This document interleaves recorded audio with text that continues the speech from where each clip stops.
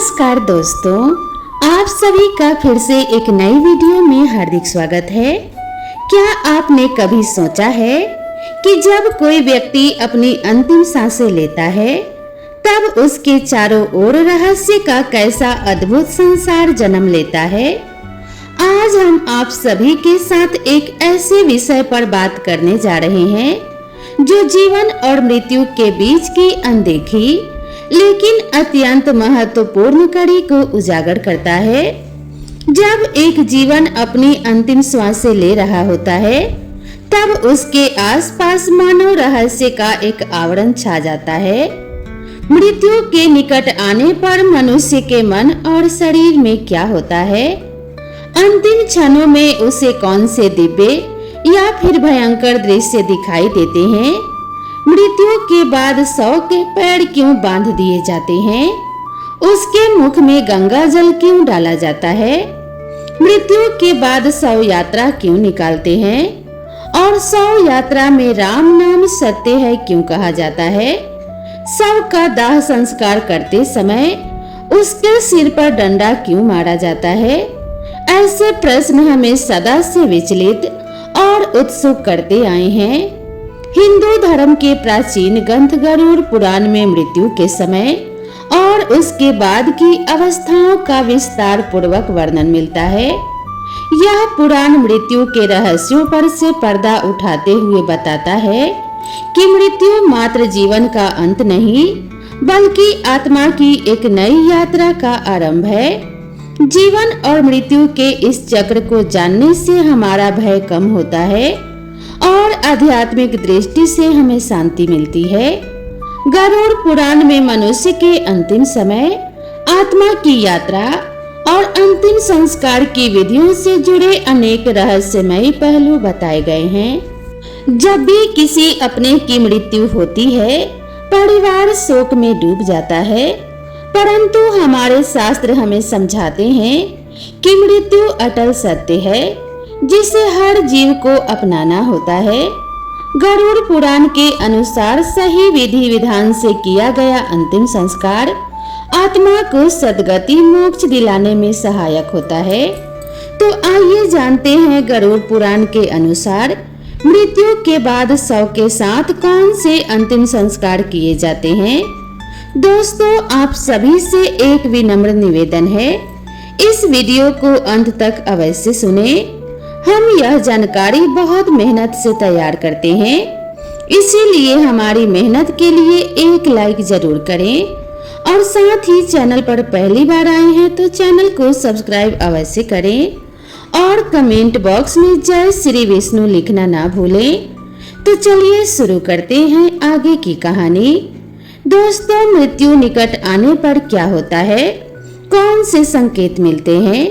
गरुड़ पुराण के अनुसार जब मनुष्य की मृत्यु का समय निकट आता है तो उसे पहले से कुछ अलौकिक संकेत मिलने लगते हैं। प्राणी का मन अचानक अस्थिर हो जाता है और उसे अपने जीवन भर के सभी अच्छे बुरे कर्म स्मरण होने लगते हैं। अक्सर मन अनचाहे बुरी यादों को दोहराने लगता है, मानो किए गए पाप और पुण्य आंखों के सामने घूमने लगते हैं। यह आत्म अवलोकन एक तरह से आत्मा को आगामी यात्रा के लिए तैयार करने का एक प्रकृति जन्म उपाय है।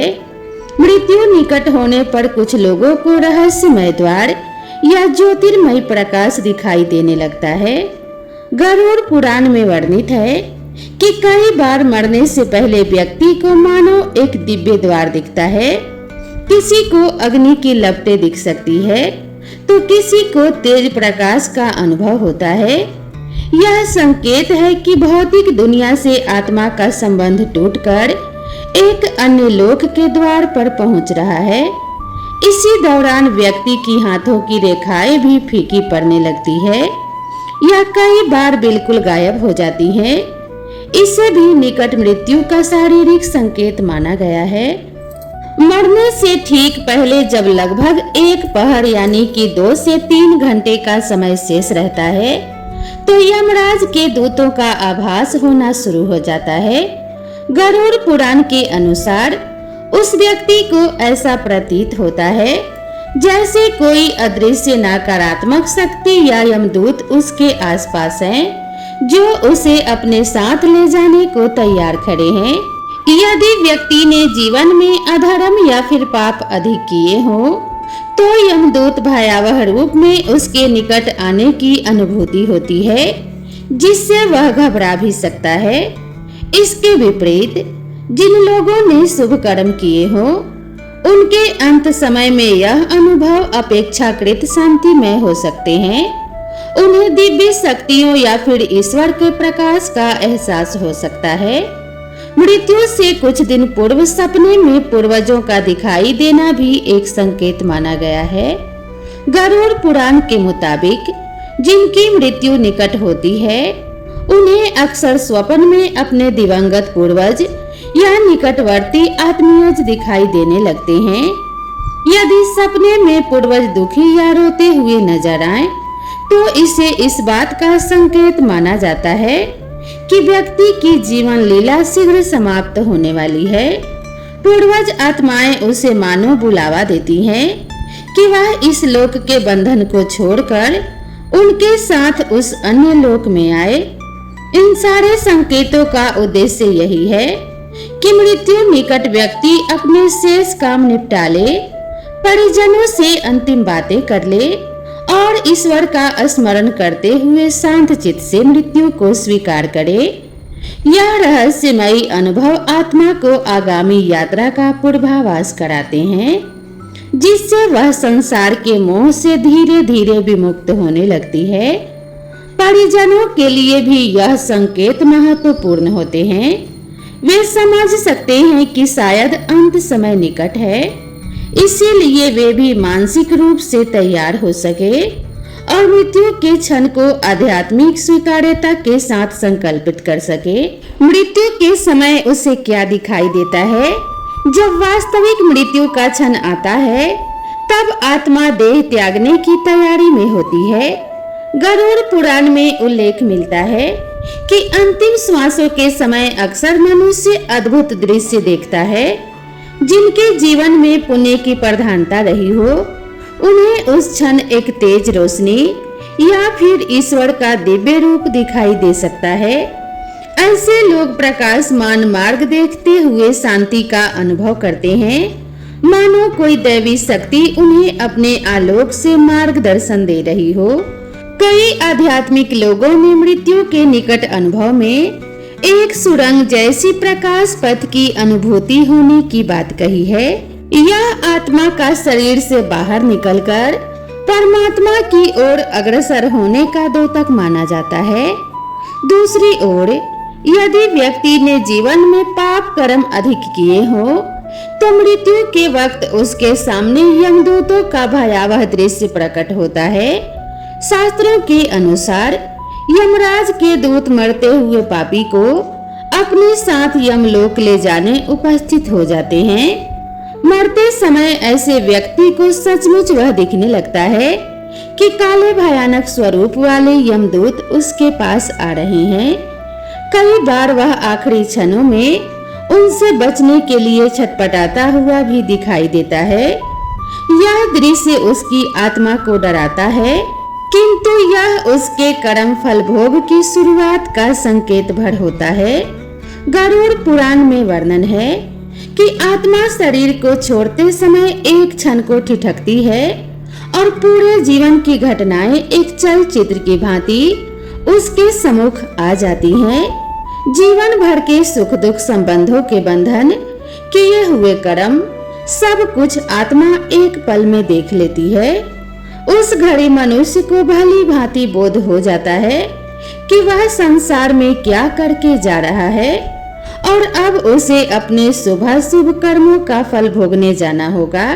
यह चेतना कई बार कुछ क्षणों के लिए व्यक्ति के चेहरे पर दिखाई भी देती है, कभी संतोष तो कभी पश्चाताप के भाव के रूप में।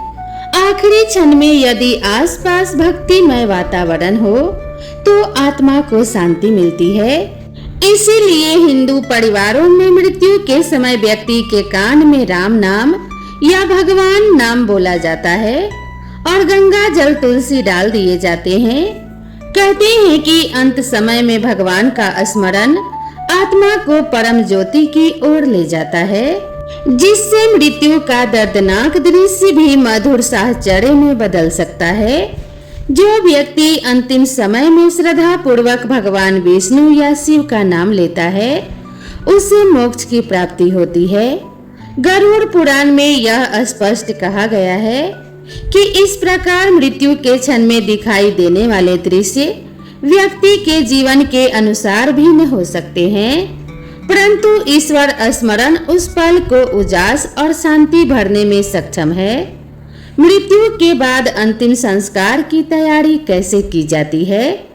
मृत्यु होने पर शरीर पंच तत्व में लौटने की प्रक्रिया शुरू कर देता है। गरुड़ पुराण के अनुसार शरीर 5 तत्व पृथ्वी, जल, अग्नि, वायु और आकाश से मिलकर बना है। इसीलिए मृत्यु के बाद उसे अग्नि को अर्पित कर इन तत्वों में विलीन करना चाहिए।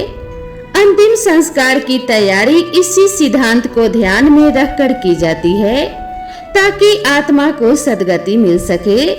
जैसे ही किसी की मृत्यु होती है, उससे पहले शव को सम्मान पूर्वक जमीन पर लिटा दिया जाता है। शास्त्रानुसार सिर को दक्षिण दिशा की ओर रखना उचित माना गया है, क्योंकि दक्षिण दिशा यम की दिशा होती है। शरीर को समतल भूमि पर इस प्रकार रखना चाहिए कि वह शांति से सीधा रहे। परंपरा के अनुसार मृतक के शरीर को साफ किया जाता है। यदि संभव हो तो स्नान कराया जाता है या गंगा जल छिड़क कर शुद्ध किया जाता है। उसके बाद शव को सुंदर नए वस्त्र पहनाए जाते हैं और चंदन का लेप व पुष्पमाला आदि से सुशोभित किया जाता है। पुराणों के निर्देशानुसार कभी भी शव को नग्न अवस्था में नहीं ले जाना चाहिए, इसीलिए शव को पूरी तरह कपड़े से ढकना चाहिए और फिर उस पर पुष्प, चंदन इत्यादि अर्पित किए जाते हैं। परिजनों द्वारा मृतक के प्रति प्रेम और सम्मान समर्पित करने के लिए यह अति आवश्यक है। वस्त्र पहना हुआ सुगंधित चंदन फूलों से सजा पार्थिव शरीर दर्शाता है कि परिवार जन मृतक के प्रति श्रद्धा व्यक्त कर रहे हैं और उसकी अंतिम यात्रा को पवित्र व सम्मानजनक बना रहे हैं। शव के पास एक दिया घी का दीपक जलाकर रखा जाता है और सुगंध हेतु अगरबत्ती जलाई जाती है। माना जाता है कि दिए की पवित्र अग्नि आत्मा के मार्ग को प्रकाशमान करती है और वातावरण को सकारात्मक रखती है, जिससे अशुभ शक्तियां पास नहीं आती। इसके साथ ही गरुड़ पुराण का पाठ आरंभ कर दिया जाता है, जो मृत्यु के बाद 13 दिनों तक चलने वाली एक परंपरा है। गरुड़ पुराण के श्रवण से आत्मा को यह बोध कराने में मदद मिलती है कि अब उसका इस शरीर से मोह छोड़कर आगे बढ़ना है। यह पाठ मृतक की आत्मा की शांति के लिए और परिवार को आध्यात्मिक संबल देने के लिए किया जाता है। इसके बाद अंतिम यात्रा शव यात्रा की तैयारी होती है। परिवार के पुरुष आमतौर पर अपने कंधों पर शव को उठाने के लिए आगे आते हैं। शास्त्रों में पुत्र को पिता या माता के शव को कंधा देने का विशेष पुण्य बताया गया है। गरुड़ पुराण के अनुसार जो पुत्र अपने माता पिता के शव को कंधे पर उठाकर ले जाता है, उसे प्रतिपद कदम अश्वमेध यज्ञ के फल के सामान्य पुण्य प्राप्त होता है। अतः परिजन मिलकर अर्थी बांस की बनी पालकी तैयार करते हैं। शव को सफेद कपड़े में लपेटकर अर्थी पर इस प्रकार रखा जाता है कि उसका सिर पीछे की ओर और पैर आगे रहे। यह भी एक सांकेतिक नियम है। जैसे नवजात शिशु का जन्म के समय घर के अंदर सिर पहले लाया जाता है, उसी तरह मृतक को घर से बाहर पैर पहले निकालते हैं, क्योंकि वह अब इस संसार से विदा हो रहा है। 4 व्यक्ति अर्थी को चारों कोनों से अपने कंधे पर उठाते हैं, जो चारों दिशाओं के प्रतिनिधि भी माने जा सकते हैं। इस प्रकार पूरे सम्मान के साथ मृतक की अंतिम यात्रा शुरू की जाती है। अर्थी को उठाकर घर से शमशान तक ले जाने की प्रक्रिया में भी कुछ विधान है। हिंदू रीति में शमशान ले जाते समय मार्ग में कभी कभी अर्थी को जमीन पर विराम देकर जल छिड़कते हैं। इसे विश्राम देना कहते हैं, जिससे किसी ऊर्जात्मक असंतुलन को संतुलित किया जा सके। शमशान पहुंचकर पहले से साफ की हुई भूमि पर चिता सजाई जाती है। चिता के लिए शुद्ध सूखी लकड़ियां, आम, चंदन, पीपल, पलाश आदि सावधानी पूर्वक बिछाई जाती है और उन पर शव को रखा जाता है। परिवार के सदस्य चिता पर शव के आसपास परिक्रमा करते हैं और मृतक के लिए प्रार्थना करते हैं कि उसकी आत्मा को शांति मिले। इसके बाद मुखाग्नि देने की क्रिया की जाती है, जिसमें परिवार का मुख्य पात्र प्रायः ज्येष्ठ पुत्र पवित्र अग्नि को चिता में प्रज्वलित करता है। मृत्यु के बाद शव को अकेला क्यों नहीं छोड़ा जाता? हिंदू परंपरा में देखा जाता है कि मृत्यु के बाद शव के पास हमेशा कोई ना कोई मौजूद रहता है। उसे कभी एकांत में नहीं छोड़ा जाता। गरुड़ पुराण सहित कई धार्मिक ग्रंथों में इसके पीछे आध्यात्मिक और व्यवहारिक दोनों कारण बताए गए हैं। एक मुख्य कारण है रक्षात्मक उपाय। यदि शव को अकेला छोड़ दिया जाए तो आसपास मौजूद जंगली जानवर या कीड़े मकोड़े उस शरीर को हानि पहुंचा सकते हैं। विशेषकर रात के समय यदि शव निर्जन पड़े तो चींटियों, चूहों या अन्य जीवों से शरीर को क्षति हो सकती है, जो मृतक के प्रति अनादर होगा। इसीलिए कोई व्यक्ति शव की रखवाली के लिए सतत मौजूद रहता है, ताकि अंतिम संस्कार होने तक शरीर सुरक्षित रहे। दूसरा बड़ा कारण अधिवैदिक शक्तियों से रक्षा है। यह माना जाता है कि जब शरीर प्राण त्याग देता है तो आसपास भटक रही नकारात्मक ऊर्जाएं या पिशाच आदि उस खाली पड़े शरीर में प्रवेश करने की चेष्टा कर सकते हैं। विशेषकर रात्रि के अंधेरे में इन अशुभ शक्तियों का प्रकोप बढ़ जाता है। यदि किसी बुरी आत्मा ने मृत शरीर में प्रवेश कर लिया तो वह न केवल मृत आत्मा को कष्ट दे सकती है, बल्कि जीवित परिवार जनों के लिए भी संकट खड़ा हो सकता है। इसीलिए पुरोहित या परिवारजन किसी न किसी को शव के साथ पहरा देने के लिए रखते हैं। साथ ही में पास में दीपक जलाकर उजाला रखा जाता है और पवित्र मंत्रोच्चार या भजन आदि भी होते रहते हैं। उजाले और मंत्रोच्चार से नकारात्मक शक्तियां दूर रहती है, ऐसा शास्त्रों में उल्लेख मिलता है।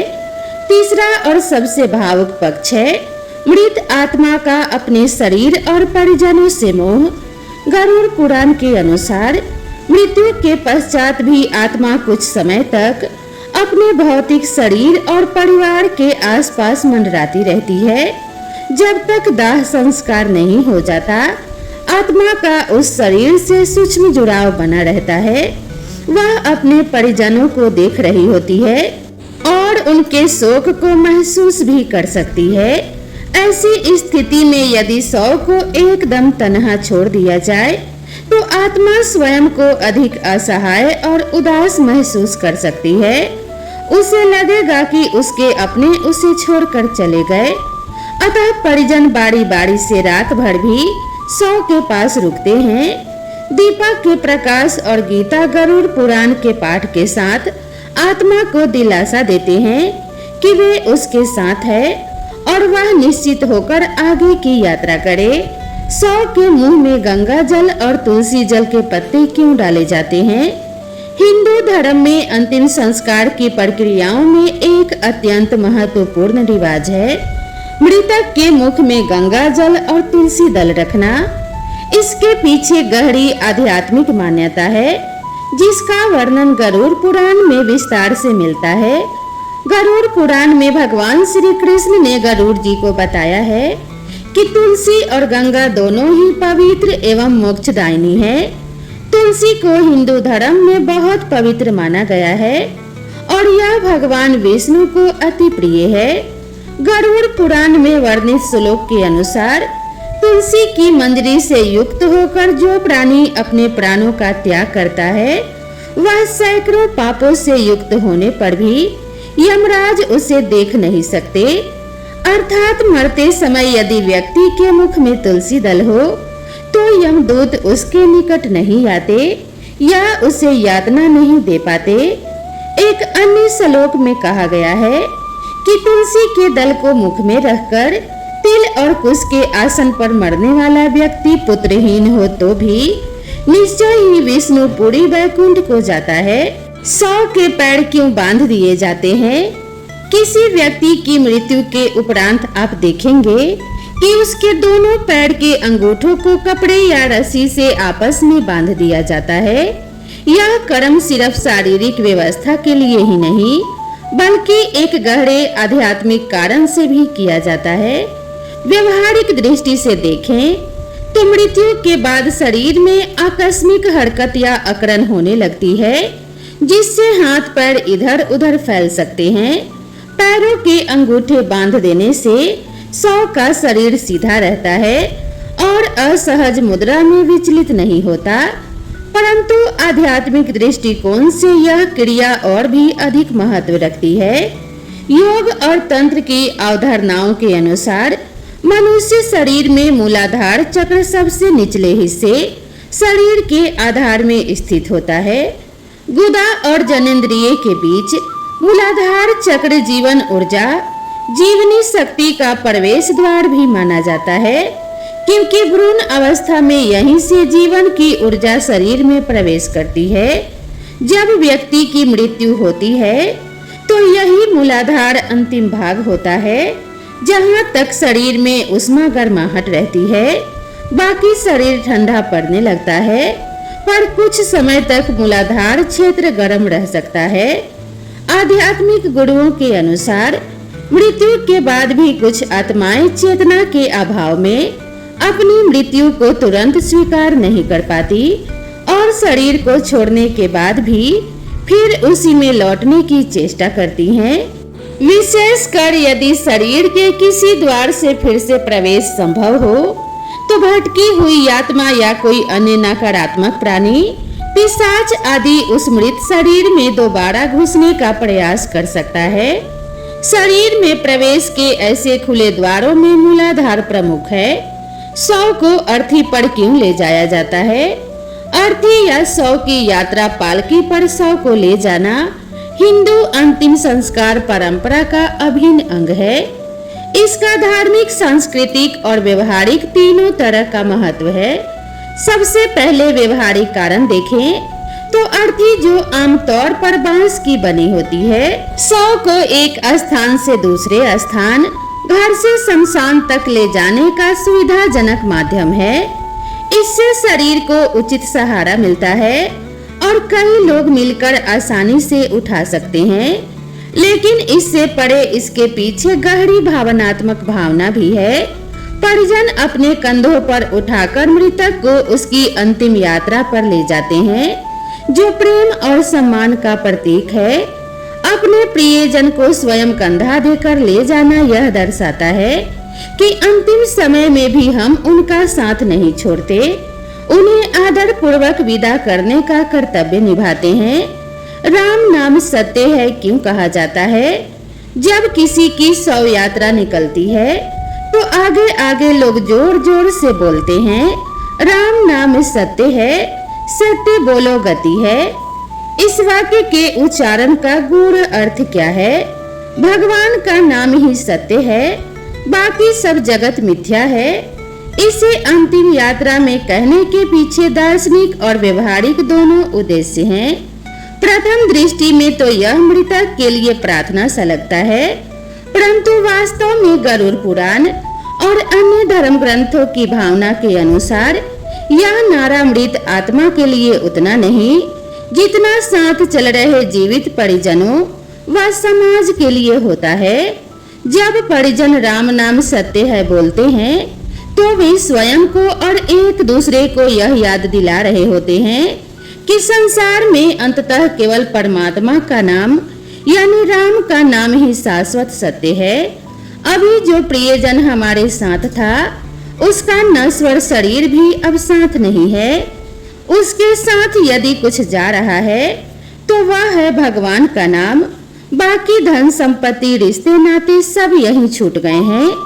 यह उद्घोष साथ चल रहे लोगों को वैराग्य और सत्य का बोध कराता है। जैसे कि यह शरीर राम के नाम के सिवा कुछ भी साथ नहीं ले जा रहा, वैसे ही अंततः हम सबको भी एक दिन खाली हाथ ही जाना है। मोह माया में बंधकर जो हम जीवित रहते हुए भी भटकते हैं, वह निष्प्रयोजन है, क्योंकि अंततः भगवान का नाम ही आत्मा के साथ जाता है और वही मोक्ष का मार्ग है। गरुड़ पुराण के अनुसार भी जीवन मृत्यु के चक्र में परमात्मा का नाम ही स्मरण आत्मा को परम गति दिलाता है।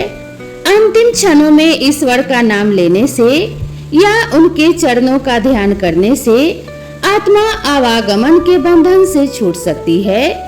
इसी सिद्धांत के अनुरूप 100 यात्रा में बारंबार राम नाम का उच्चारण उस आत्मा के लिए शुभ संकेत है कि उसे ईश्वर का सहारा प्राप्त है। साथ ही यह नाम स्मरण आसपास के माहौल को पवित्र भी कर देता है। मृत्यु जैसे शोकपूर्ण समय में भी राम नाम सत्य है कि आवाज एक आध्यात्मिक शक्ति प्रदान करती है। शोकाकुल हृदयों को यह दिलासा मिलता है कि जो हुआ वह सब ईश्वर की मर्जी से हुआ और अब हमें राम के नाम को ही सत्य स्वीकार कर आगे बढ़ना चाहिए। 100 दाह के समय सिर पर डंडा क्यों मारा जाता है? कपाल क्रिया हिंदू अंतिम संस्कार में चिता पर शव रखने के बाद एक विशेष क्रिया की जाती है जिसे कपाल क्रिया कहते हैं। इसमें जब शव आंशिक रूप से जल चुका होता है, आम तौर पर आधे से अधिक जल जाने पर, तो मृतक के सिर पर एक बांस के डंडे से प्रहार कर उसकी खोपड़ी यानी कपाल को फोड़ दिया जाता है। प्रायः यह क्रिया मुखाग्नि देने वाले मुख्य व्यक्ति, पुत्र आदि द्वारा या किसी पारंगत डोम द्वारा की जाती है। 3 बार डंडा मारकर खोपड़ी को चटकाने की परंपरा है। यह सुनने में क्रूर लग सकता है, पर इसके पीछे अत्यंत महत्वपूर्ण कारण है जिन्हें गरुड़ पुराण और धर्म शास्त्रों में समझाया गया है। मानव कपाल यानी कि खोपड़ी बहुत कठोर होती है और शरीर का यह ऊपरी भाग चिता की अग्नि में सबसे अंत में जलता है। शास्त्रों में वर्णित है कि सिर का ठोस भाग मुखाग्नि के बाद भी पूरी तरह नहीं जल पाता। यदि खोपड़ी साबुत रह जाए तो पूरा दाह संस्कार अधूरा माना जाता है। इसीलिए परंपरा बनी कि आवश्यक होने पर सिर को तोड़ दिया जाए ताकि वह अंदर तक जल सके। जब डंडे से प्रहार कर खोपड़ी में दरार कर दी जाती है तो वहां घी डाला जाता है जिससे वह भाग तीव्र अग्नि से भस्म हो जाता है। घी की आहुति से आग तेजी से भीतर तक फैलती है और सिर का हिस्सा भी पूर्णतः जल जाता है। इस प्रकार डंडा मारने का व्यवहारिक कारण यह है कि शरीर के सबसे मजबूत हिस्से को भी अग्नि दहन के लिए खोल देना, जिससे अंत में केवल राख बचे और शरीर के अवशेष न रहें। धर्म शास्त्रों में कपाल यानी सिर को मोक्ष का द्वार कहा गया है। योग शास्त्र में मानव शरीर के 10 मुख्य द्वार बताए गए हैं। 9 शारीरिक छिद्र और 10वां ब्रह्मरंध्र या सिर का शीर्ष। मान्यता है कि यदि आत्मा शरीर छोड़ते समय इस ब्रह्मरंध्र से निकलती है तो उसे मोक्ष मिलता है। इसे कपाल मोक्ष कहा गया है। कई उच्च साधना वाले योगी अपने जीवन काल में ही ब्रह्मरंध्र खोल लेते हैं ताकि मरते समय वहीं से प्राण निकले और उन्हें मुक्ति मिले। सामान्य जन की खोपड़ी प्रायः बंद ही रहती है। इसीलिए गरुड़ पुराण निर्देश देता है कि चाहे शव आधा जला हो या पूरा, गृहस्थ के शव की खोपड़ी लकड़ी के डंडे से अवश्य फोड़ देनी चाहिए। यह मृतक के लिए मोक्ष का द्वार साक्षात खोल देने जैसी क्रिया है। सिर खुल जाने से आत्मा का शरीर से अंतिम बंधन भी टूट जाता है और उसकी यात्रा निर्बाध जारी रहती है। धार्मिक रूप से इसे ऐसे भी कहा जाता है कि कपाल क्रिया के द्वारा मृतक के लिए मोक्ष के द्वार खोले जाते हैं। कुछ मान्यताओं के अनुसार यदि किसी व्यक्ति की खोपड़ी बिना फटे या बिना जली रह जाए तो कुछ बुरी शक्तियां या तांत्रिक उस अधमुक्त आत्मा का दुरुपयोग कर सकते हैं। हमारे पूर्वजों का मत था कि अध जली खोपड़ी तंत्र साधना में काम आ सकती है, इसीलिए उसे पूरी तरह नष्ट करना जरूरी है। गरुड़ पुराण में भी संकेत मिलता है कि जब तक शरीर पूरी तरह भस्म न हो जाए आत्मा पूर्णतः मुक्त नहीं होती और भटक सकती है। तंत्र विद्या करने वाले लोग कभी कभी शव की बची हुई हड्डियों या आत्मा को वश में करने का प्रयास करते हैं। यदि सिर साबुत रहा तो उसमें विनाश करती अर्धचेतन आत्मा को वे सिद्धि के लिए बंदी बना सकते हैं, ऐसा भय बताया जाता है। इसी से बचने के लिए सिर को खंडित कर दिया जाता है ताकि आत्मा शरीर से मुक्त हो जाए और खोपड़ी किसी तांत्रिक प्रयोग के लायक भी ना रहे। अनिरुद्धाचार्य जी एक प्रवचन में कहते हैं, हमारे पूर्वजों ने कहा कि खोपड़ी फोड़ दो। जब खोपड़ी खंडित हो जाएगी तो वह तांत्रिकों के काम की नहीं रहेगी। इन कारणों के परिप्रेक्ष्य में देखें तो कपाल क्रिया एक अनिवार्य प्रक्रिया है। धार्मिक दृष्टि से यह अंतिम संस्कार का ही एक चरण है और 16 संस्कारों में सम्मिलित है। माना जाता है कि कपाल क्रिया पूरी होने पर ही आत्मा को शांति मिलती है और पूर्वज भी प्रसन्न होते हैं, जिससे वंश पर कोई संकट या पितृदोष नहीं आता। यही वजह है कि कपाल क्रिया के बिना कोई भी हिंदू अंतिम संस्कार पूर्ण नहीं माना जाता। जब डंडे के 3 प्रहारों के साथ खोपड़ी चटक जाती है और अग्नि तेज लपट के साथ उसे भस्म कर देती है तो उपस्थित परिजनों के हृदय में भी एक विश्वास जागता है कि अब हमने अपने प्रियजन का अंतिम संस्कार पूर्ण कर दिया है।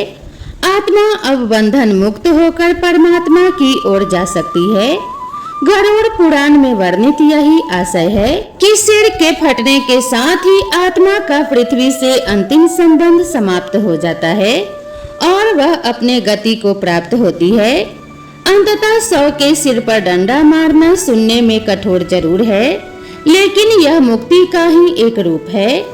यह हमें सिखाता है कि मृत्यु के बाद शरीर से आसक्ति खत्म कर देनी चाहिए। सिर रूपी घड़ा फोड़कर हम माया के बंधन को तोड़ देते हैं। ठीक वैसे ही जैसे अंतिम संस्कार के बाद घर लौटते समय मिट्टी का घड़ा फोड़ा जाता है ताकि कोई बंधन शेष न रहे, संकेत है कि अब तुम्हें पूर्णतः आगे बढ़ना है। यह शरीर और यह संसार छूट चुका है। इसीलिए हिंदू धर्म में यह कर्मकांड अत्यंत महत्वपूर्ण माना गया है और यह सदियों से इसका पालन हो रहा है। इस प्रकार गरुड़ पुराण के आलोक में मृत्यु से जुड़े प्रत्येक प्रश्न का उत्तर हमें जीवन और आत्मा के गहन सत्य से परिचित कराता है। मृत्यु के निकट समय में मिलने वाले संकेत हमें शुभ कर्मों के लिए सचेत करते हैं।